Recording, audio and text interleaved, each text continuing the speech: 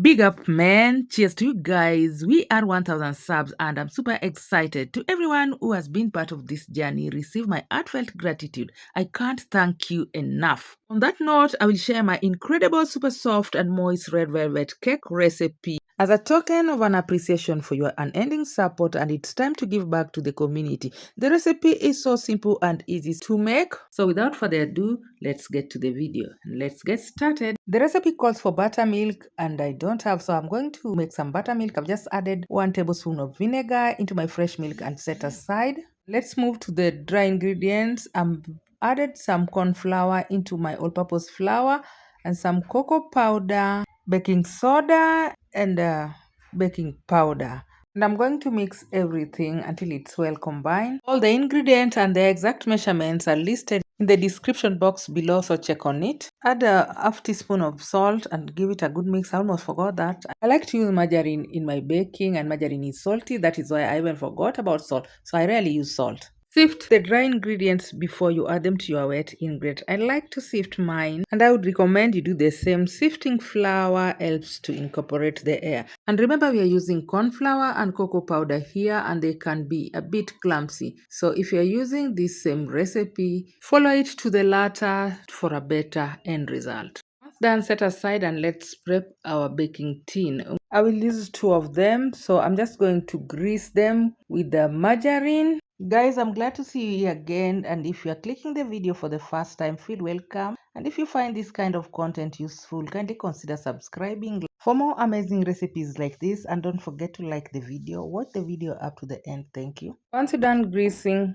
place a parchment paper on each of the tin, and this will help our cake not to stick on the pan. Once done, just set it aside until you are ready to use them. Now let's make our cake batter. In a mixing bowl, add margarine, and using a hand mixer, I'm going to beat it. You can as well use a whisk here or even a wooden spoon. Here I'm going to cream the margarine and the sugar, adding sugar, and then just beat it until it's well mixed. Then add in vegetable oil. Go ahead with the beating until everything is well combined and all the sugar has dissolved. Crack in your eggs one at a time as you beat.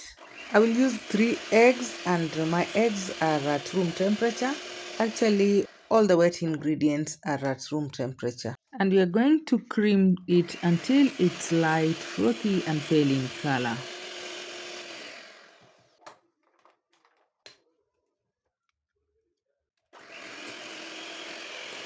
Scrape the bowl all the way down and ensure everything is nicely combined. Remember, we are making red velvet cake and it's traditionally a light chocolate cake, so adding color to it is what makes it different. I'm adding red food color and vanilla essence for the flavor into my batter and give it a good mix for the color to mix well in the batter, and here we have a very lovely red color. Scrape the bowl all the way down. Add your dry ingredient in bit and fold it. Then go in with your buttermilk, the mala. Add it gradually as you fold. The buttermilk will activate the baking soda and it will make our cake super soft and airy. It is always advisable to use buttermilk whenever a recipe calls for baking soda. Point to note, at this point your oven should be preheating so that once you're done with the mixing, your cake just goes straight away to preheated oven. Heat your oven, set it to 180 degrees Celsius. Let it preheat at least for 15 minutes. Then we are going to bake our cake for 25 to 30 minutes. Fold your batter as you scrape the bowl all the way down to ensure everything is well combined. Don't overwork the batter, and once everything is nicely mixed and you have this kind of consistency, transfer it into your baking tins. Divide the batter equally into the baking tins. If you have a weighing scale, you can weigh them. For me, I'll just eyeball them and ensure everything is well scraped out. Not wasting anything here. Then run a skewer into the batter to break all the air bubbles that are trapped into the batter and tap it down a little. Then take it to your preheated oven of 180 degree and bake it for 20 to 25 minutes or until the skewer runs clear. My cake is ready and I will leave it in the baking tin for about 10 minutes before I transfer it to the wire rack to cool completely. My cake is super moist. You can even see the parchment paper is just coming out softly and it smells heavenly here. And it's very soft. I will be using whipped cream here, so let's prep our whipped cream. I like to use ice cold bowl and a cold whipped cream. This way your whipped cream will beat up so fast even if you're using a hand whisk. I will start to whip by the low speed, then increase the speed as it speaks, and I will whip it until it's stiff peak and stable. My whipped cream has thickened and it has increased in volume as well. As you can see, it's done nicely stiff and stable. Even if you shake the ball, it's unshakable. Next, let's start frosting. Apply a little amount of cream on the cake board to hold the cake while on the frosting process so that it doesn't move around. My cakes are well level, so there's no need of trimming. I'm just going ahead and place it on my cake board, then apply generous amount of whipped cream on the cake layer and spread it evenly. Doing a layer cake is just one, so it doesn't have much work.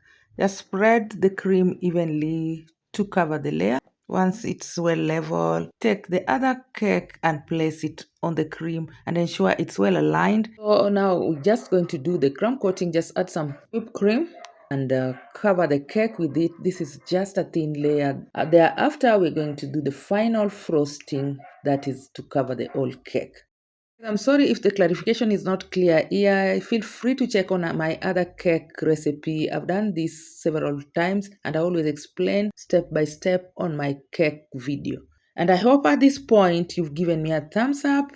And if you haven't, what is stopping you to like this video? Give me that thumbs up. And if you're coming across my video for the first time and you like what you're seeing and you haven't subscribed, and for more amazing recipes like this, kindly consider subscribing and press the notification bell so that if we upload a new video, you'll be notified.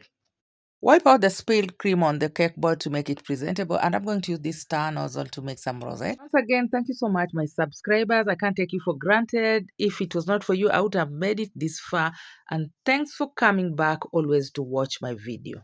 For the final touches, I'm going to use these cake crumbs to garnish my cake. I made some cupcakes out of camera. To make this cake crumb, simply just take the trim of cake and crush it in a baking tray and take it to your oven and warm it for some time. And there you will have this beautiful cake crumbs that I'm using to garnish my red velvet cake. And this is to finalize the symbol of the red velvet cake, and it looks so beautiful, so appetizing. This cake is ideal for lovers. You can have this cake on Valentine when you're celebrating love like we are doing now, on your birthdays, and it's so amazing. How I wish you are all here to cut this cake with me. Anyways, with the simple guide I've given you, make yours and enjoy with your loved ones as you join me in the spirit of celebration. And if you try, don't hesitate to bring back your feedback because I will be glad to know how yours turned out. Cheers to 1014. We've made it this far. Oh yeah! And if you're here for the first time and you haven't subscribed, kindly do so and be part of this lovely community. It was nice having you around and I hope to see you in my next one. Happy baking!